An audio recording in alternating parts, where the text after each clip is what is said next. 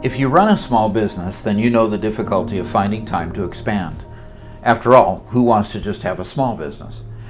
The theory of continuous improvement can be applied to any size business and can help you to do what you do better, faster, and cheaper. There's a lot to talk about under the umbrella of continuous improvement and lean principles, but today I want to tell you about my favorite tactic that I've used in the past to help our family business grow. I broke it. You see, it's hard to really tell where the inefficiency is, especially in a small business where you have to do almost everything. Is it the 5 hours a week you spend, doing the books, the early mornings on the loading dock, or the time spent packing and shipping your sales? Sometimes the problem is somewhere else entirely.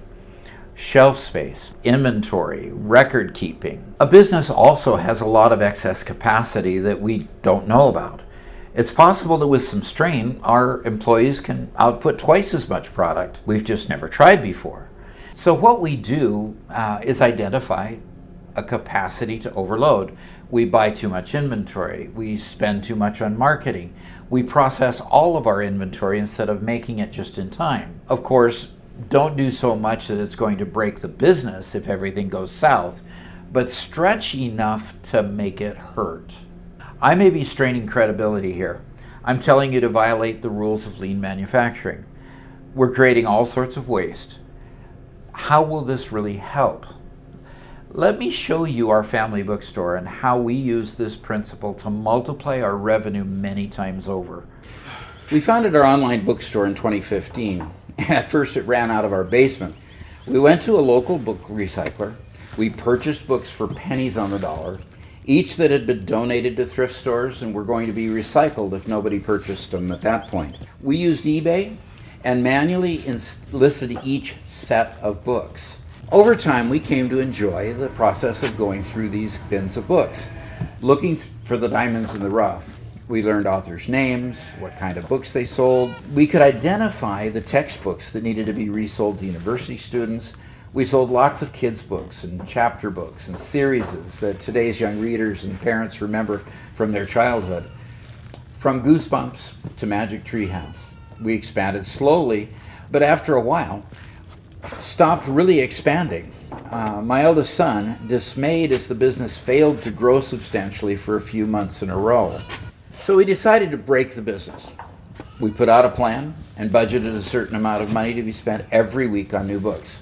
Whether we sold enough, had enough inventory space, or had a massive backlog of books to be listed on eBay.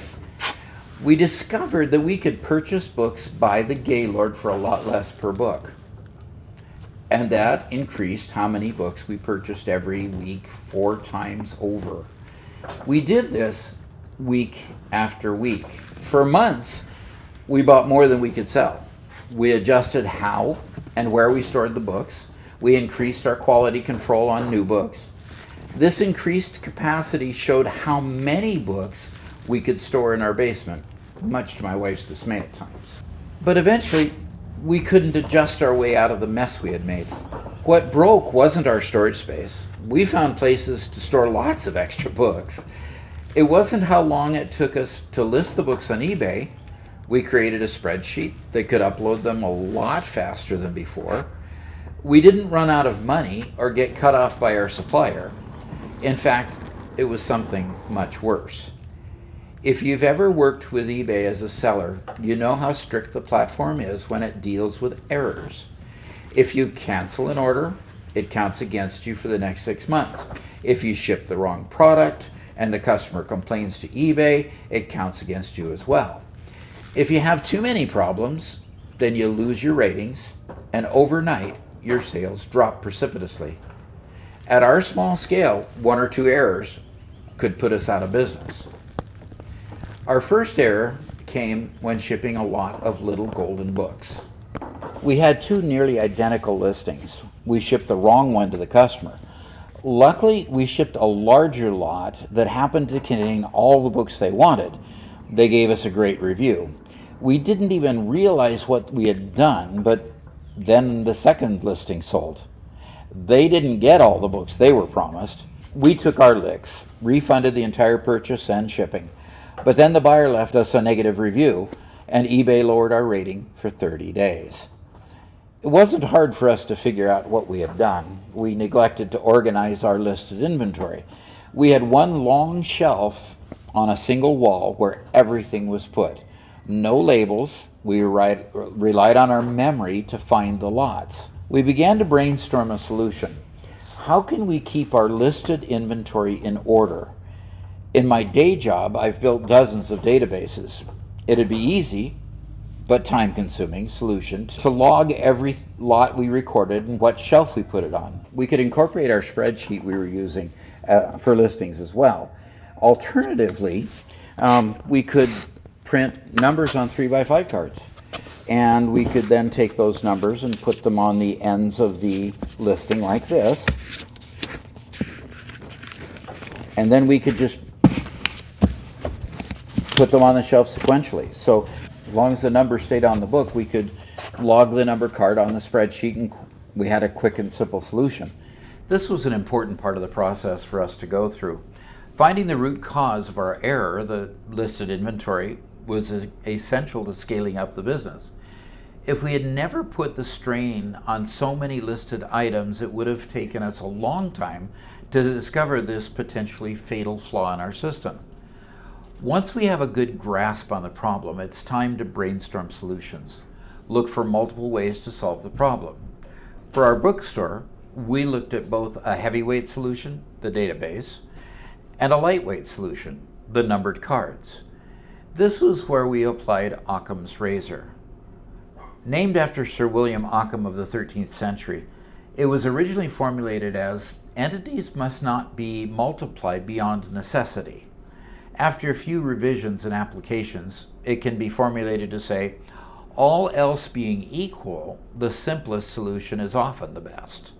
In business, we can use Occam's Razor to help us decide between competing solutions to a problem at hand.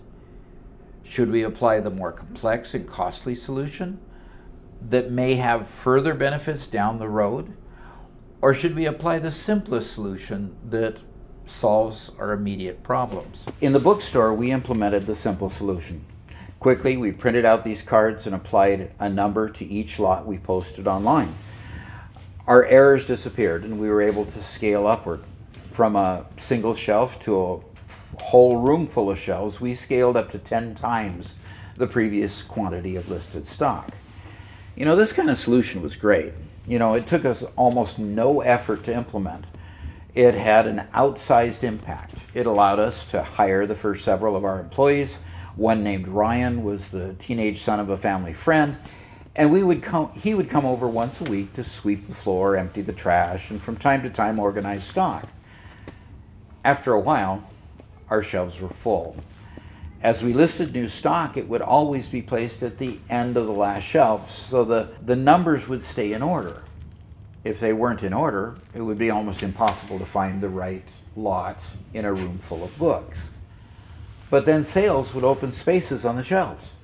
Since our business relied on an inventory turn every couple months, we couldn't leave open spaces on the shelves. So that became Ryan's job as well. He went to the bookshelf with 100-000 on it, move all the lots to the left, then grab as many from the second shelf and move them up as he could and move them to the top shelf. And then he'd shift books on the second shelf to the left and grab more from below it. Ryan had to do this with every set of shelves in the business. Most days, he would spend 2 hours doing this. Eventually, the errors cropped up again. Ryan would miss moving a lot. While moving the lots, a book would fall out and he'd put it back in the wrong lot. Mistakes were being made because every lot was being handled several times between when it was listed and when it was sold. There were a lot of days during that time where very little actual work went on. We audited our shelves continuously and kept finding errors. We trained our employees better, hammered home how careful we had to be to avoid eBay's wrath. But nothing was getting better. What had gone wrong? Our new system with cards had allowed us to scale up so quickly, but we hit a new ceiling. Was this all that our business could do? Had we been betrayed by Occam's Razor and cheaped out on some solution to our problem? The business failure seems different when it's your business, when you have employees that need the work and when you need the work. The truth is, we fell into Occam's pit, but that's a subject for another time. Next week, we'll introduce you to the corollary to Occam's Razor, Ashby's Law, and learn what the two rules teach us about how to break or grow a business successfully. If you enjoyed hearing about how we build this business, you'll love to listen to this story of a small lamb that was just born on our property and the lesson on leadership we can all learn from it. The link to that video is here on the screen. And don't forget to subscribe. Thanks for joining.